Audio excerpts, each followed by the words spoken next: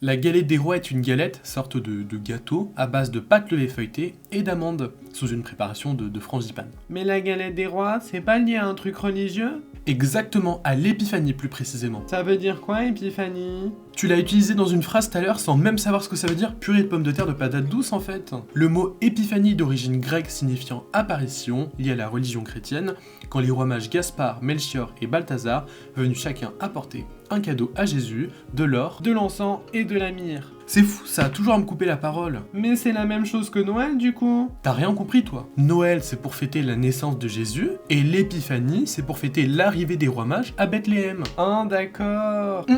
Je suis tombé sur la fève. Mais de base, c'est ça une fève, non? Eh bien cette fève est à l'origine d'une fête païenne.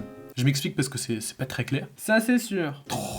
Une fête pendant les solstices d'hiver, consacrée au dieu Saturne, les Saturnales. Ça c'est les Romains. Exactly. Et selon la tradition, on prenait un gâteau rond et doré dans lequel on mettait une fève. 7 jours de fête durant lesquels les soldats mangeaient une part de gâteau et désignaient un roi avant d'être exécutés. Ou bien une fête durant laquelle les Romains désignaient un esclave comme roi d'un jour, à l'aide d'une fève bien sûr, évidemment. Ce roi d'un jour, Se nommant aussi prince des Saturnales ou du désordre. ayant le droit pendant une journée de disposer du pouvoir de tous ses désirs, dans la limite du raisonnable bien sûr. La galette des rois arrive par la suite en France au XIVe siècle, changeant complètement de nom, en passant de gâteau des rois à galette de l'égalité, pourquoi pas. C'est un peu bizarre quand même, mais bon. C'est en 1801. qu'il fixe la date au 6 janvier. C'est ainsi, finalement, j'aimerais dire que la galette des rois trouve sa place dans notre estomac chaque année au mois de janvier. D'ailleurs, on n'en consomme pas entre 30 et 32 millions chaque année.